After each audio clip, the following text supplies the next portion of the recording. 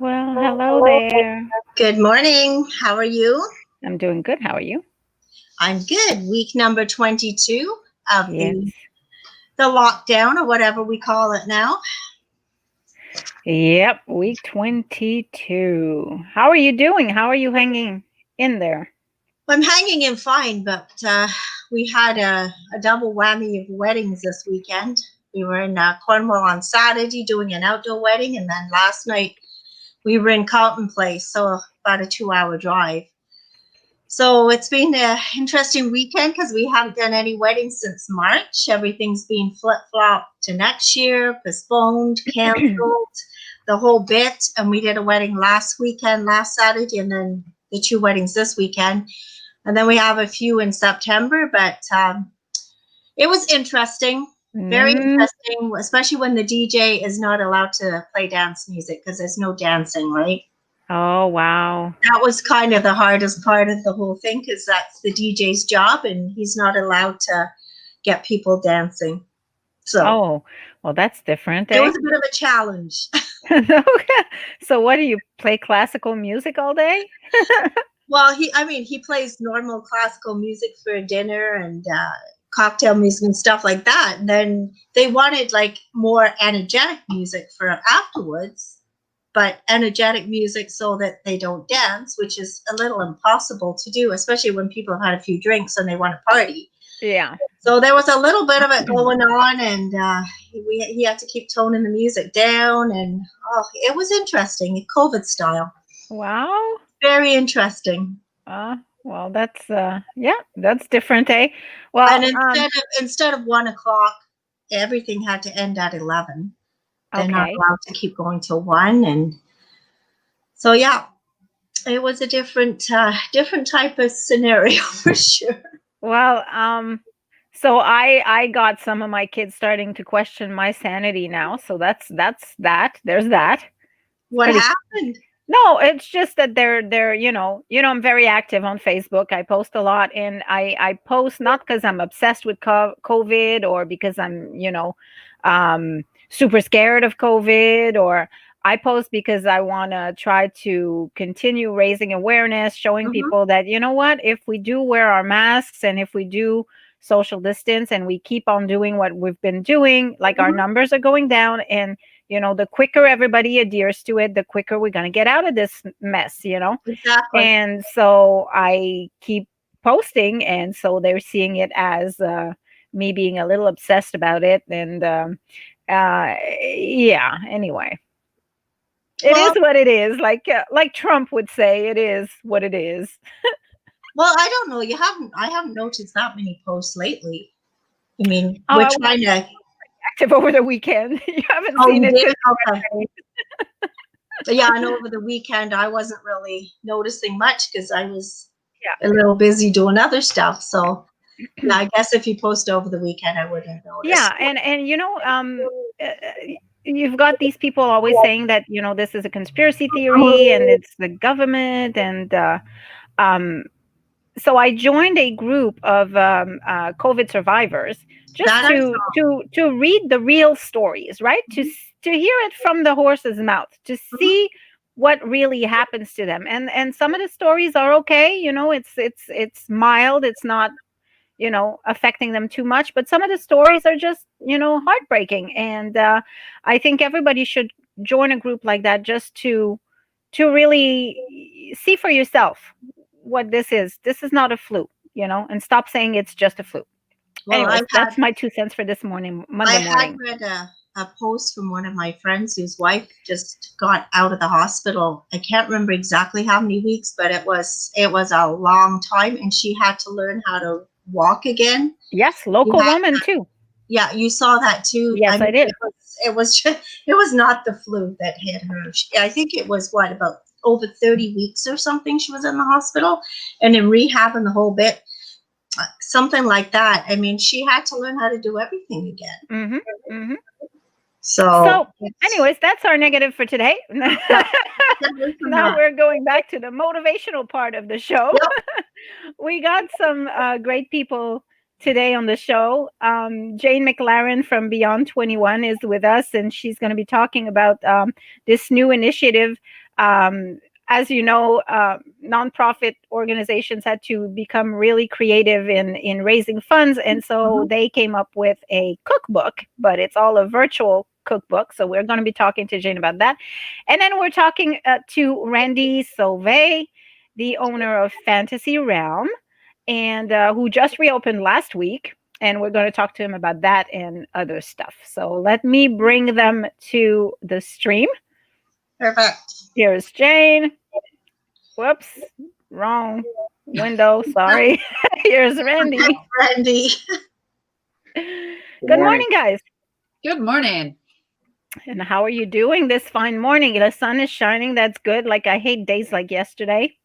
It's Oh, did you have a lot of rain here too? Because as we're driving out to Carlton Place yesterday, it was just pouring. It was not too bad for the rain, but it just was, moody. It was gray. Cloudy. Yucky. Oh, yeah. But I work in my basement, so it's like gray every day for me down here. That doesn't affect your mood? Yeah, it does. It does. My office is actually a small room in my basement, so I moved up to my main room, so at least I have more space and some light coming down the hallway. But yeah, I try to go upstairs and check out the world. Yeah, I worked in a basement for years. The basement where we are located now, and we joke that I worked out of a closet at the other place because we've always been interim. So when we moved to 1924 Pitt, I have a window. Mm. Wow. And it opens, like you can get actual air. Like, I'm so excited. When are you anticipating the move to Pitt? We won't be reopening at Knox St. Paul's Church. It's definitely been a blessing to be there, but it's one room. And with COVID-19, there's just no way we can put in place all the safety parameters we need to. So we are hoping to reopen sometime in September, maybe late September, even early October. We don't have a firm date yet. And when we reopen, it will be at 1924 Pitt. Perfect. So we're close. Cool. We're close. But as you said, I mean, we got double hit. All not-for-profits, all charities got hit, whether they were a service club or a charity. The bottom dropped out on fundraising. And everybody have had to remake how they do this and how they go about doing this. We were also in the final push of a capital campaign. And philanthropists, they've invested in the stock market. A lot of what they do is their capital off of that all crashed as well. People, businesses, sponsorships, so many just don't have the money to give right now, or they don't know where they're going to be going financially. And we totally understand that. So it's been a real challenge to come up with ideas. So yesterday was the Great Risen River Foot Race, normally, which is an event for Beyond 21. We took it virtual, and it actually went pretty well. Not as many, but there's a lot of virtual races out there, but a very good turnout. So we were able to keep that alive. And then Saturday would have been Cornwall Food Fest. And you know what? There's just no way. That is such a community event. And Randy, you see it every year as well. People in and out of the store. I love that day. Yeah, limit it to 100 people at a time on the street. It's not the same event. It's that whole community celebration feel. Yeah. So yeah, we're not doing it for sure. We value our staff, our volunteers. We value our vendors. We're not putting people at risk, let alone all the people who attend. So we came up with this idea of doing a virtual cookbook. I'm looking because I have it on my screen. But I'm going to stop you before you talk about the cookbook, because I got to wrap my head around a virtual race. How the heck does that work? It's you really easy. Run in your living room? No, you could. So I registered. I joked it's the first time the race director's been able to participate. I walked because I don't run anymore. So basically you had from Friday morning till midnight yesterday, and you registered for a 5K or 11K. So we have Garmin's. There's an app on your phone. If you don't have something, or you're on Strava, like if you're into this, you run with the GPS all the time. So after you hit the 5K, because that's what I registered for, it gives you your results, and there's an app and it uploads it, so it proves that you actually did it. So it's pretty good. The fastest time for the 5K was 24 minutes. Which is pretty amazing. And I'd have to look up the fastest one for the 11K, but I know the people who won both the 5 and the 11. So people are still running or walking, but they're just doing it separately. Anywhere in the world. So we had some people from the States who did. And then what we went with this is we went with the race buffs. If you're familiar with like the neck gaiter type things, the buffs from Survivor, that's where they sort of became in vogue. We went with that, so everyone who completes will get one. So we're going to have a pickup at some point here. We'll have a pickup, and then the rest of them will be mailed out. And yeah, we had I think 65 or 68 people who did this. That's awesome. Pretty good, yeah. That's cool. Yeah, this is the thing about COVID that I don't mind is that it really got people to think and come up with different things and new ways of doing old things, and it's super cool. Yeah. Yep. Connecting. All right. So let's talk about the cookbook, and I'm gonna put it right here so people can see it. So that's your landing page, or the information where I have the actual cookbook on my other screen. I'm working off of about 3 computers right now. So if you have questions, I have it, I can answer. So back to that whole spirit of community. We reached out to community, and I have a summer student, Emily, and a volunteer who worked with her, Hannah, and the two of them were, Emily literally knocking on doors and talking to people face to face. And so we have, I think, close to 60 different recipes that were submitted. And we have 800 did shrimp Pernod, sheep's head did pink lemontini. So they actually created a cocktail just for this recipe book. But there's all kinds of stuff in here.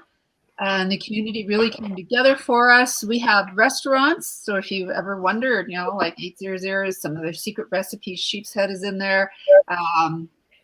Schnitzels is in there. I don't want to keep going. I'm going to forget people. But we also have local businesses, Mikuchinas, Rubens, Bows. They distributed Marlin's Orchards. The mayor has a recipe, MPP. They're in there as well. So quite a large variety. We have some gluten-free things in there. And then we have carrot cake, which is not so gluten-free, but looks really good. So, there's quite a bit that is in this, and there's no set price. You make a donation, so you decide how much you want to donate, and you're on the donation pages there. So you just click on make a donation in the right-hand little menu box. I'm gonna post a link on the chat box for the people to have it, and so they can go to this site right here and just make a donation. That will take you directly to the page that we're looking at. It's on our Facebook page for Beyond 21. It's on Cornwall Food Fest Facebook page as well. The link is there. And there's under events, there's a drop down for the link as well on the beyond21.org page as well. It's all over the place. It'll be open to the end of August. We've set a big goal. Like, it's just, we need money. Let's just be honest. So what is your goal? 5,000? 5,000. I think that's achievable. So we are, where are we? You're at 275 right now. I actually think it's higher than that if I refresh my page. The last time I looked, so I'm at 325. Oh, there you go. And we just opened. It's only been a couple hours. Good. So the sales started today, right? Yes. Okay. Yes. So it's linked to Food Fest Week. We reached out to a lot of our Food Fest vendors as well. So like Tycomer, the Food Fest vendors that are in this. So really just trying to keep that whole vibe of community alive and going, that whole community sense. And this is, I don't know, I know, Julie, you follow me on Facebook, so I'd put a private post up. I know Randy commented on it.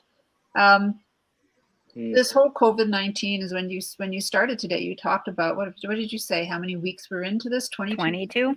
22. Who would have imagined that in March, right? It's crazy, and it's been hard, but it's also morphed who we are as people, and we've started to realize how much we valued that freedom to go out and just run to the grocery store and pick up something. Go shopping, go out to restaurants with friends, have a party in your backyard, have a broad social circle. And I shared a comment in my private Facebook page that for adults with developmental disabilities, this COVID-19 lifestyle is their normal. They don't live a life of connection. Having a large group of friends is a rarity for them. Living with only family as friends is their normal. And not only is it their normal, but it's what we perceive as normal too. They're taken care of, they have food and clothing and shelter, their needs are taken care of, that's good enough. And if nothing else, COVID-19 has showed us that that's not good enough. That when you live in that social bubble, that tiny isolation, there is something missing from your life. And what's missing is that community and that sense of community. And I've started to challenge people to say, if you take nothing away from this, take away the fact that there are not just people with developmental disabilities, people with profound disabilities, people with mental illness. It's a reality for all of them that we think you're taken care of. That's all you need. And we've learned through this time that that's not true. Okay. You're making me cry this morning, Jane. That was really touching. No, it's true. You know, you put it on your post. You said, you know, until everybody has a place to belong. Yeah. You know, and I thought it was beautifully put. Yeah. And this cookbook is people who believe that came together and gave us something that was important to them and put it out there so that they can make a difference in the lives, so that there can be community and a place to belong for a population that is removed from community. That's what this cookbook is about. That's awesome. Well, I sure hope that you get lots and lots and lots of sales. We're certainly going to push it on our social media channels. And I think also, like, do you have a deadline for this?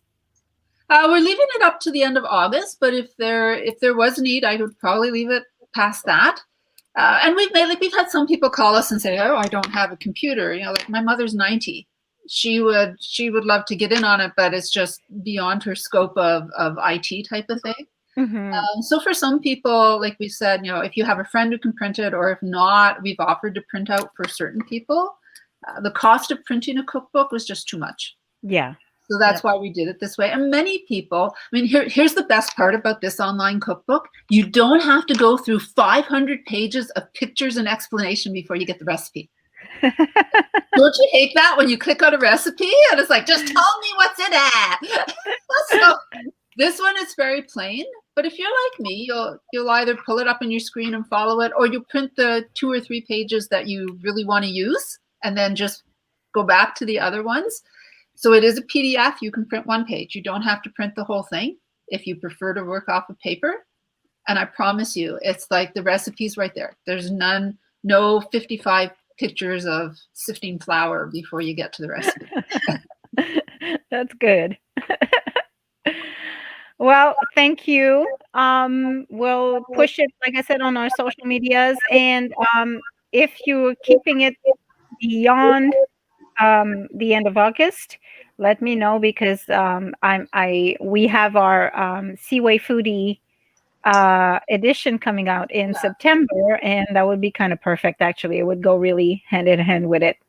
So let us know, and we'll push it in there. A partnership, and I'll keep it open longer. All right, sounds good. So that's community, right? We make it is. So that's what this is all about. So we're gonna turn to Randy now. Randy, you got the floor. So I want to talk to you about reopening and how that has looked like for you, and because you've been very vocal on social media about masking, and you're not the only one. There was a few other people that actually we were contacted by a few people from the downtown area that were mentioning that the health unit initially was stating that you could not refuse entry to somebody who didn't wear a mask. And I know we had this discussion, you and I, and we brought it up to the health unit's attention, and then they changed their wording on the website because it was kind of ambiguous. And so I'm glad we were able to help with that. But so how did it look reopening, and what are your policies? How was it this week? Were people complying? Yeah, everything went really, really well. I ended up opening at 10 a.m. I mean, customers have been just so anxious to get back into the store. It's been 4 months. So there wasn't really a lineup, but what people were paying attention to how many people were in the store. So they were waiting for people to exit before they went in. Everybody wore a mask. I didn't have any issues whatsoever. I've got sanitizer in there, and there's wipes to wipe everything down. But the store's never been busier beyond like 4 people at a time on any regular day anyway. So it was pretty much just a regular day, but with all of the protocols in place that we've come to learn to see when we go out. So what do those protocols look like? Do you have like to wipe every time somebody touches something? Yeah, no, at the counter and at the door for sure. Those are the main two areas. And like I say, there's sanitizer right at the counter too. So everybody masks up when they come in. I could still recognize my customers even with their face masks on. So it works out quite well. And to be honest, I wore a mask every minute that there was a customer in the store. So out of the 28 hours that the store was open from Wednesday to Saturday, I wore the mask for a total of 22 hours and a bit, I guess. And you're still breathing. Look at that. And I'm still breathing. Yeah, look, I'm still breathing. So your CO2 levels okay, Randy? What's that? Are your CO2 levels okay? Oh, yeah. Did you pass out, get lightheaded? No, nothing like that happened whatsoever. Okay. So, well, Sheldon and I, for the wedding yesterday, because it was indoors, and I mean, that's kind of scary. We had our N95s on the entire thing. And look, I'm still breathing. Yeah. Look at that. And I don't see any sores around your mouth either. You look like you're just fine. No, like everything was fine. So yeah, there's I don't know. I'll never understand the conspiracy theory around it. I try not to understand it. I just shake my head and try to do what's right for myself, for my customer base, so that they're protected. And if we do all that now, hopefully we won't have to do it in 3 months or 4 months or 5 months. So we need to do all these things now, and like the numbers are dropping too. So I don't know if that's a coincidence or what, but I don't tend to believe in coincidences. Yeah. That was my post yesterday too. I was saying I'm not a rocket scientist or anything, but it's kind of, we masked up in July, and then all of a sudden numbers are going down. Maybe there's something to it, maybe, just maybe. Anyways, so yeah, I'm glad to hear that your reopening went well. Yep. How did it, I know you weren't physically in the store all the time with customers, but I mean, you had curbside and you still did online sales throughout the whole thing, didn't you? Yeah, actually the eBay store, I closed that too. So that was closed for 4 months. So I didn't do any online stuff. Oh. Online in the sense of basically communicating with my customer base through social media once we closed our doors on March 24th. Organizing one curbside the last week of March for all the product that came in at the end of March. So those guys came and picked up. And then the whole industry shut down. There was no publishing, no distribution for almost 2 full months. So things didn't start to show up at the store again until the end of May. And what I had done at that point was I reached out to all my customers, allowed them to pre-order product, and then encouraged them to send e-transfers to their accounts to cover the cost of all the product that was coming in that I had no way of getting into their hands until we did another curbside. So we ended up doing 2 big curbsides, one in June and one in July. and everybody was on board. It worked out really, really well. So That's good. And so, like Jane, you're well, you're the co-founder of Cape, and so you had like all of us had an event that you had to cancel. Yeah. yeah, that So, was yeah. We had to pull the plug on that on I think it was March 16th.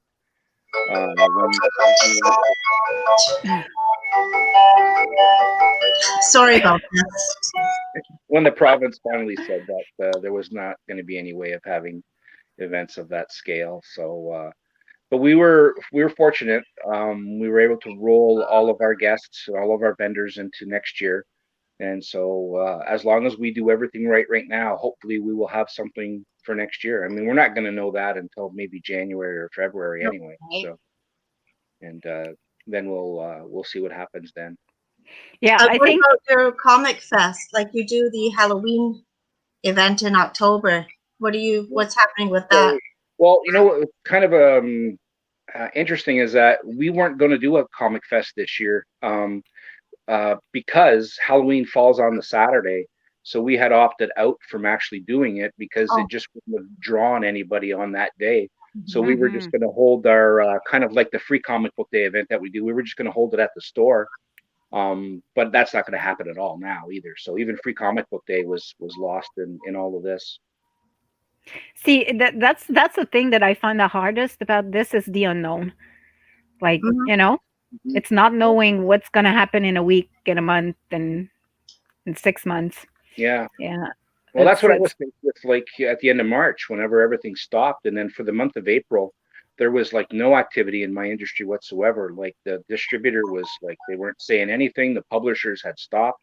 And then you're kind of wondering, like, where's this going to go? Like, what's going to happen next?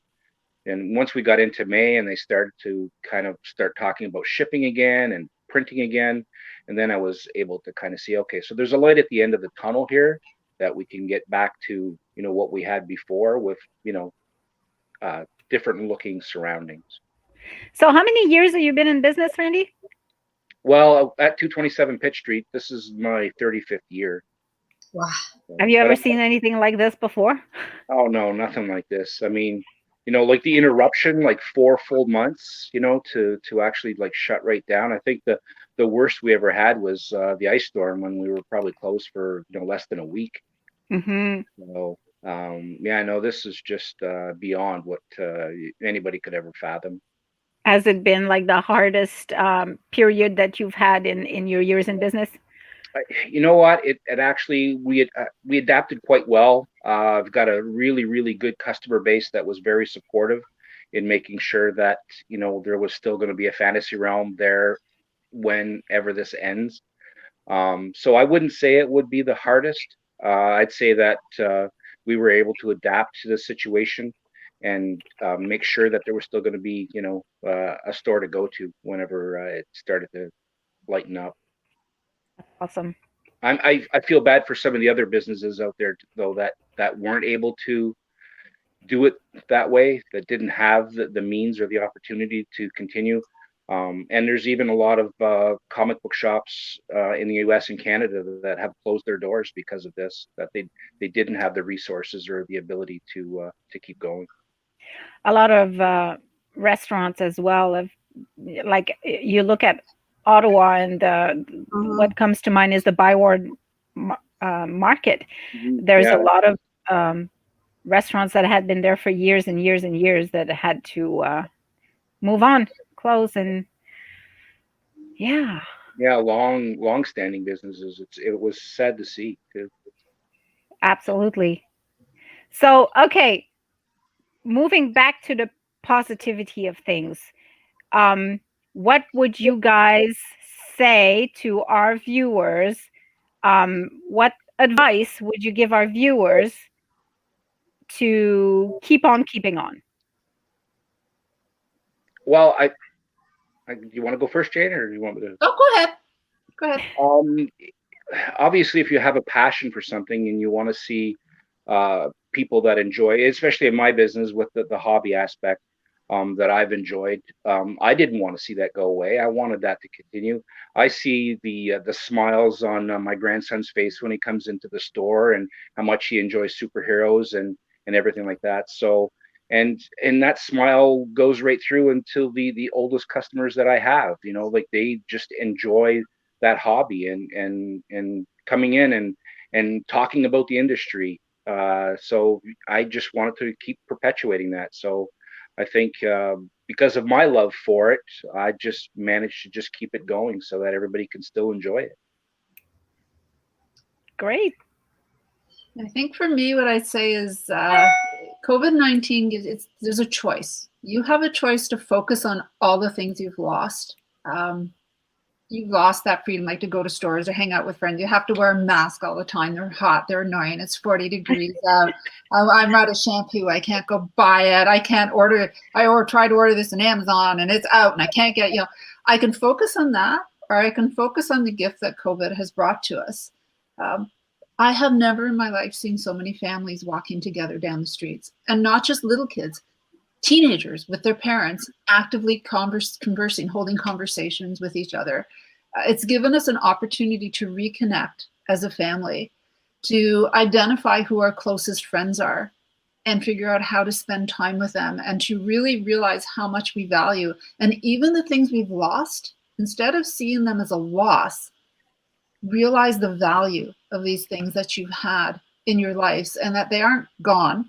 They may be on pause, but they're coming back. The value of community, the value of stores like Fantasy Realm and the many stores in our downtown and what they have to offer. You can get sucked into the negative and the fear of this, or you can start to see the gift that it has given us and the way it has reset our lives and our environment. You can see Mount Everest from places in Nepal that you never have in the world. Like, you see all these pictures. In many ways, COVID has been a gift to us. And if we choose to see it that way, we'll walk through this time and we'll come out the other better people and better for it. But it's our choice how we see it. I really, really like that. I was speaking with my kids yesterday, and we were talking about, school and how they feel about not returning, because I'm keeping mine at home for at least one semester until I see where this is going. And I was telling them, I really, really enjoy the time that we're spending together. And like you said, teenagers even, like I had a whole discussion with my teenager last night. I was waiting to watch a show, but then I put the show on pause because he wanted to talk. And when a teenager wants to talk, you pause the show. So he stood there at my door for like 20 minutes, and he was talking to me about politics. He wants to be a politician and a lawyer and all that. So he was talking to me about the U.S. elections, and he's all passionate about it. And anyways, it was a great discussion. He's like, at the end, he's like, "Oh, I'm sorry I kept you away from your show." I said, "Don't be sorry. I value this a lot more than my show. Like, this is awesome." So yeah, it's helped us connect on a deeper level, I think. And it's just it showed us how we were not putting our energy and our efforts in the right place, I think, sometimes. Well, I keep saying it was a reset button for humanity. That's what I said, same as you, Jane. It made us kind of stop and smell the roses. It put focus on where it needs to go, where it's been taken away from, Things like family and stuff like that, and community and helping each other. Yeah. Rather than rushing all the time like we do. I think Randy said hobbies. People have reconnected with passions and creativity that they had set aside because they were too busy attending to all the pressures of life and going here and going there. We've had time to become again. We've had time to get to know ourselves. And quite frankly, some of the things we've got to know, probably we'd rather not know. And that's fine too.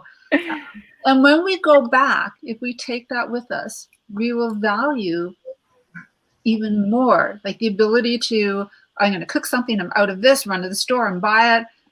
The ability to do that will be of so much more value to us for having walked through this time if we let it be.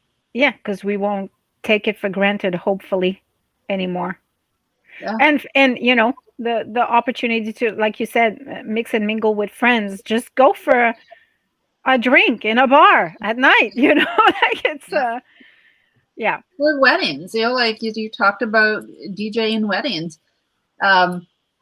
I shake my head at weddings, the thousands. I mean, it's more than a house down payment to hold a wedding right now. So now there are these little things of 50 and they're much more simpler. And yet I've talked to people who've been married in this time and said, you know what? It was so much nicer than anything I could have had if I'd have had my 250 people at a big party. Having only the people closest to me made this wedding so much more important. I didn't want it. I fought against it. I was mad and I was wrong. And I've heard that several times. Yeah, that's what I'm finding too. It's so much more intimate, and the bride and groom have time to visit with everybody, you know, and see everybody versus a room of 250 people. They don't see half the people there. Yeah, you just No, it is. It's wave much to nicer. wave to. Yeah. But I mean, of course, if anybody leaves everybody's in their social bubbles at the tables. If you leave that social bubble, you put your mask on to walk anywhere. Because I mean, you're in a restaurant, you can't really eat with a mask. But it's just different protocol. But I mean, what really made me laugh on Saturday, we did the outdoor wedding, and the first thing that got put as the centerpiece was hand sanitizer and masks. And that's what got into the flower arrangement. It's like, oh my God, I never thought I would see that. So do they have like custom bride and groom masks? They do. They do. Oh wow. They have the Mr. and Mrs. on the table and the bride and groom mask in front of it. I love and they all had their masks on. Oh, that's it will probably be some of the most cherished keepsakes from this. I think at some point when this is all said and done, I'm old, I still have photo albums, right? So I hate scrapbooking, but I have some photo albums from back in the day. I think one of my masks is going to be washed and pressed and tucked into a photo album. There you go. Did the hand sanitizer bottles have the bride and groom's name and the date on it? Oh, that would be priceless. You know what they did? Priceless. That's something they should do. It's a cottage industry. I'm going to start it. I'm going to start designing those. Yeah, we should market those, Miley. Yeah. Or even the mask with the bride and groom's. Yeah. Or in the same kind of the bride and groom mask should have lipstick kiss for the bride and then just a kiss mouth for the groom, so they can. That's Hey, there's funny. a lot of potential there. Yeah. There is like there. I mean, it opened a whole new market for a whole bunch of new things that you can sell now. Have you seen those masks where they have like the plastic so you can see them out? Yes. That's pretty cool. It's been an issue definitely for people who are hard of hearing. Masks definitely garble words. So I mean, I'm hearing aided. I have a hearing impairment, and it can be very hard for me to understand people speaking behind masks. I don't lip read. If you rely on lip reading, you're just screwed. So I'm in a chat room with people, and some of them have said they've asked, I can't understand, and they've held up signs, and and people refuse to take their masks off to communicate with them or just lower it, and they refuse to write, so they just end up walking out of stores, and they're wearing a mask, and it's as simple as writing. A piece of paper, and you don't even have to share a pen. You write it yourself and hold it up. They go in with notebooks, so they can do that too. So there have definitely been some issues around it, but there's always a way around. I mean, Randy offers curbside if you seriously can't go in and can't wear a mask. There's always a way around in order to accommodate. You have the Go Feed Me if you really can't get out into stores to shop because of the risk. And you know what? I have to agree that if it's that much of a risk that you can't, you should stay home. Yeah. I mean, it's rare. So I also have a facial neuralgia, so I do not have to wear a mask because it triggers. I choose to wear it anyway. I don't care. I would rather wear the mask and be safe. But yeah, it's. I know my dad had to go into the hospital, and he's hard of hearing too, and he lip reads, and that was the big issue there. So what the nurses did, they took a piece of paper, wrote it down, question that they needed to ask him, and that's how they did it. So like you say, where there's a will, there's a way. You can make changes easily. And the hospitals are, from the time you set foot in the door till the time you leave, all staff, cleaning staff, every Oh my goodness. wear masks all the time now. Yep. Yeah. I actually had to go for blood tests, and I was a little nervous about that too, but super safe. Everybody has masks, completely sanitized. I felt fine. Yeah. So I'm going to ask one more questions to our guests. So Question. what do you miss the most? It can be an event, it can be an activity. What do you miss the most in this COVID era? Putting you on the spot now. Yeah. I know, Randy, you probably missed your day in court. We both did. Yeah. It's still coming. I don't know. Maybe it'll be by Zoom or something like that. So, but I've had really great support from the customers this week too, with the dollar books for legal defense funds. So, I think I'm close to like $12,000 in comic books sold. So that should cover it. So the lawyer's taken care of. Yeah, that's all fine. So that's going to be all. I'm anxious to get there and get it done with. And no kidding. So. What I missed more than anything was probably just interaction with customers. Like from something that you're used to doing every day, being on your feet every day, talking with customers every day, and just the business itself. So like work-wise, that's what I miss. I think as something that I miss more than anything outside of work is the social interaction with people that we were used to seeing. Even just Carol and I going for dinner at Kelsey's or Au Vieux Duluth or someplace like that, just to have a dinner, or even like chamber pub nights, to see people in the city and stuff like that. So I think I missed that social interaction a lot more than what what we're faced with now. My sister-in-law had a gathering when we could have more people in the bubble. Yeah, last month, and it was I was almost in tears. Like to be able to go and sit and have a drink with other people. I love my family and the kids and stepkids here, but I like to see some other people. And it's not the same doing it like this or social media just through Messenger. It's just not the same. I miss hugs. That's what I miss the most. Yeah. I think I'm very similar lines with Randy. It's just that the laughter, the spontaneity, and not even so much the close circle of friends, but I'm the crazy person who talks to people on an elevator. People involved. Some people are like freaked out. Yeah. People will talk to you. I talk to people in escalators. I talk to people all over the place. I talk to them at different tables. And it's like, I'm just nuts. It's that spontaneity and laughter. So we met a couple of weeks ago at Beyond 21 to pack where we are. And we came in as staff and, mass social distancing, the whole bit, and nobody passed out, even though we were packing. The joy of being in a room where you can actually see people and hear people and the laughter and sharing stories and connecting with people's lives, that's the part that you miss. Like, this is great. We live by Zoom and you see it, but it's not the same as when you're just chatting or when you're walking down the street and you see somebody and you're like, hey, I really like, love the shirt you're wearing. Where did you get it? And you end up in these spontaneous conversations and meeting the most amazing people. And I've missed that time. Jane, you don't have that spontaneity. I can't even say it. You walk down the street and say, hey, I like your mask. That's one conversation now. It's like, what? Well, if you saw Jane on the street, you'd say, hey, I like your dinosaur costume. Right? It's been too hot to get out with Mr. T-Rex there. I still hope to get out again at some point. But yeah, I've walked. I've definitely reconnected with walking a lot during this time, and I'm out almost every day. And of course, I'm on the street, somebody's on the sidewalk, and I say hello to every person. You just watch people like, crazy lady. But a lot more people are talking than ever before because people are just so desperate, and we have all these short conversations.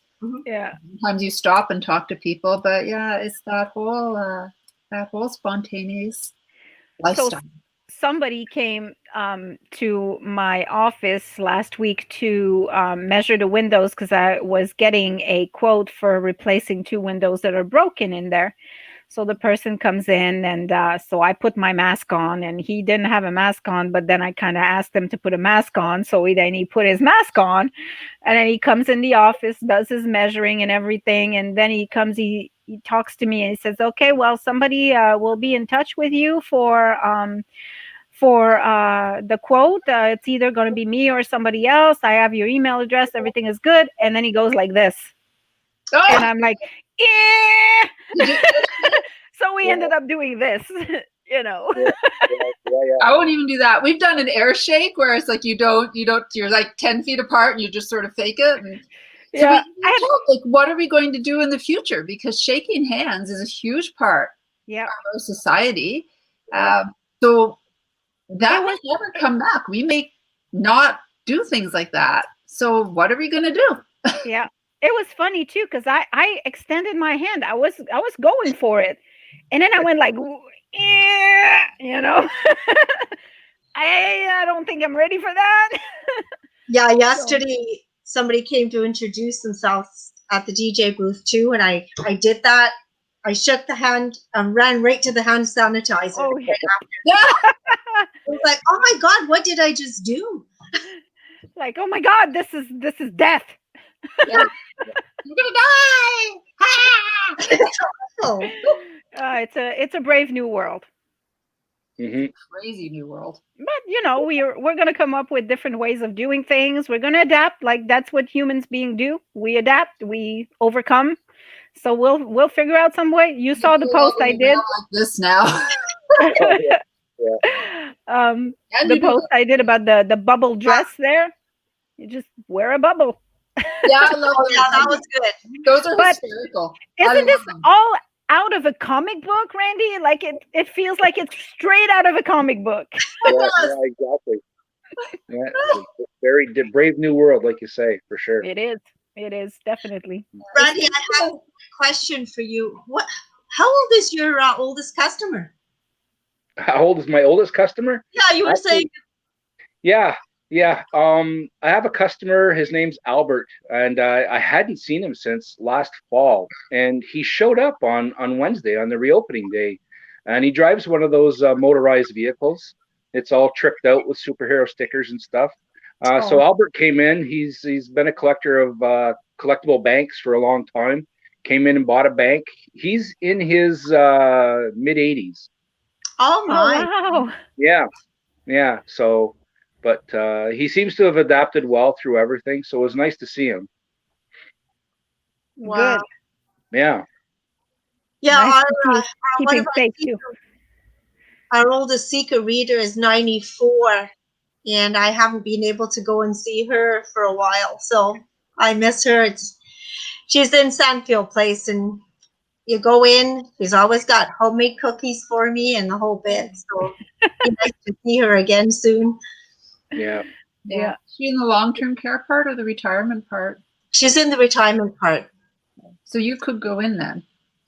Yeah, well, see, you go in and I take her the Seeker, but because we weren't printing either, I had nothing to take her. So, and at one point I couldn't go in and visit either. So once we're back in print, I'm going to be really excited to go visit with her. Which is this week. Yay. Yes, Yep. have them in our Very hands. exciting. Yeah. So I want to thank you so much for being with us today. We're going to end this there because we have a few more things to cover, my Lisa and I, events and stuff. But thank you so much for visiting with us this morning. It was nice chatting with you. And hopefully you'll get your day in court soon, Randy. And Jane, I hear this is not an issue anymore, so good for you. Yes, my day in court is over. All right, guys. You know that. Absolutely. Okay, bye. Bye-bye. Bye. All right, my Lise. So we have 10 minutes to go, and I wanted to talk about a few things, and you had a few events. First, I want to say, Yak is restarting their calendar. So if you have an event that is arts related, Yak is your arts council, so you can go ahead and post on the yourartscouncil.ca and post your events there. So that's restarting this week. So that's Good. exciting. What else do you have? Well, I mean, I've got a few things that I just want to remind people. The next, to do with art, the next art walk, Friday, August 28th.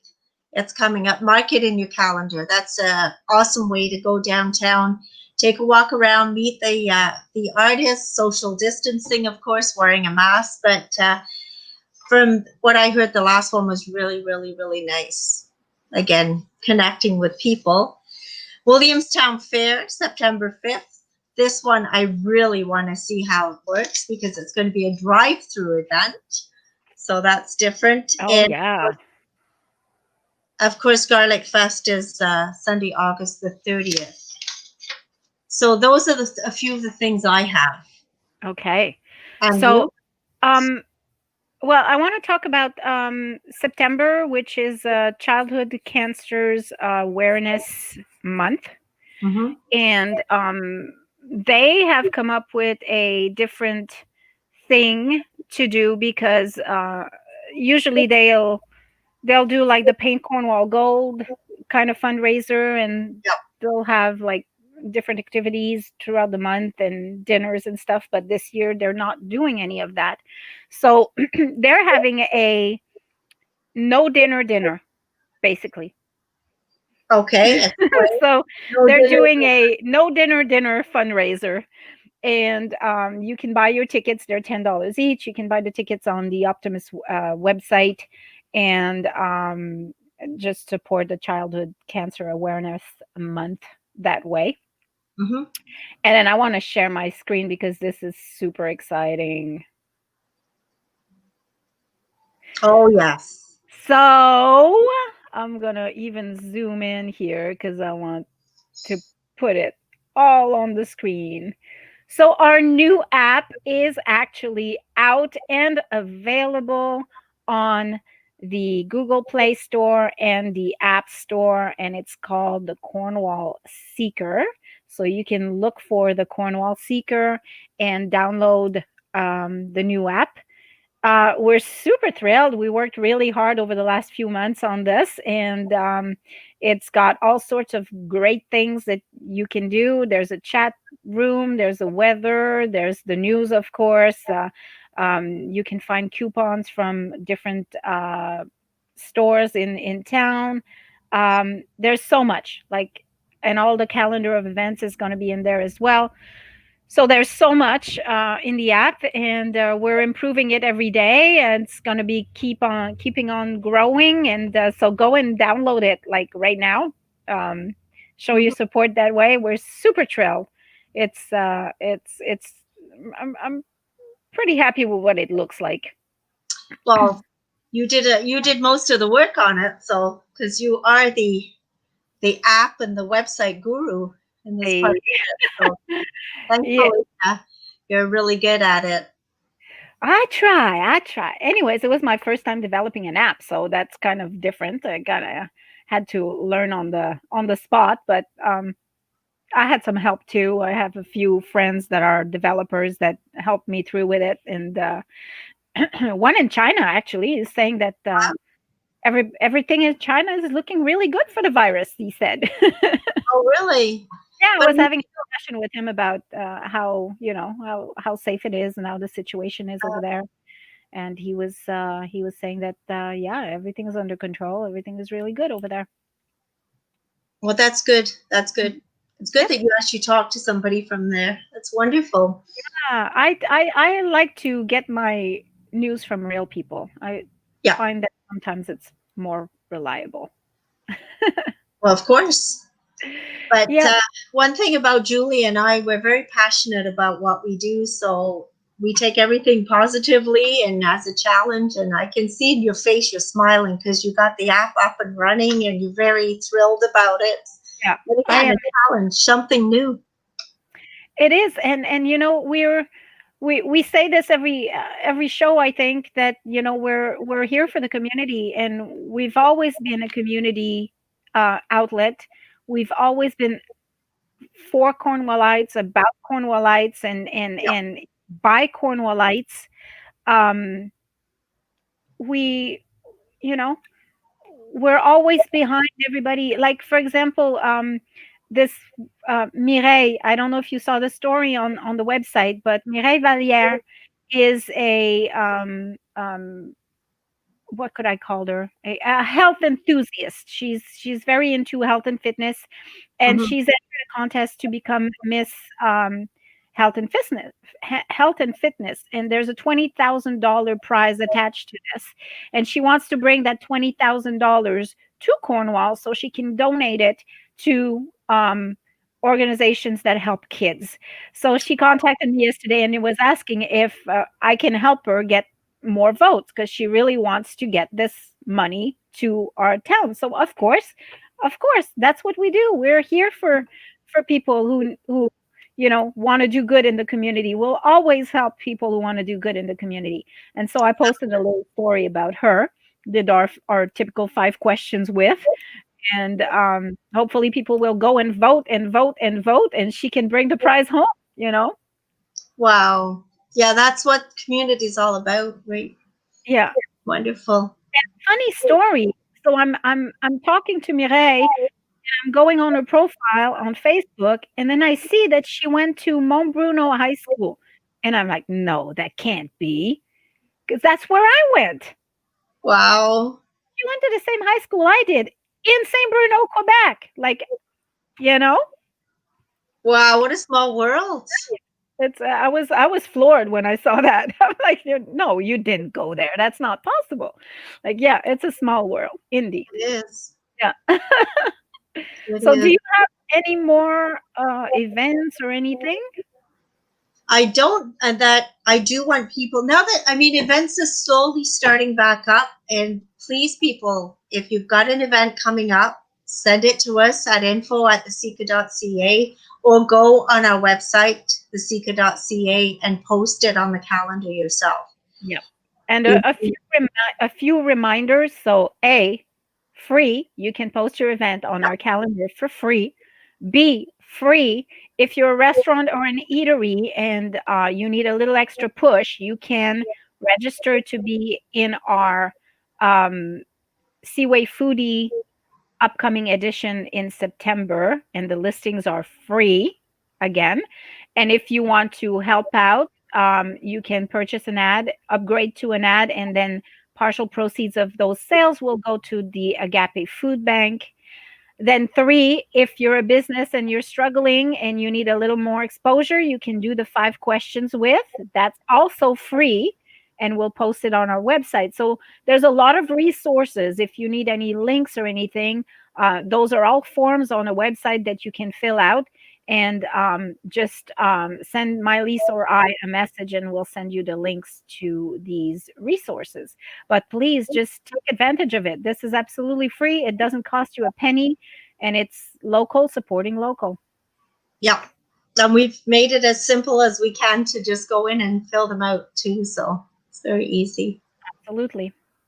All right. Well, it's 10:59. So with that in mind, we're going to bid you a very good week. And a super duper day. Yep. And we'll see you next week on Monday Morning Motivation.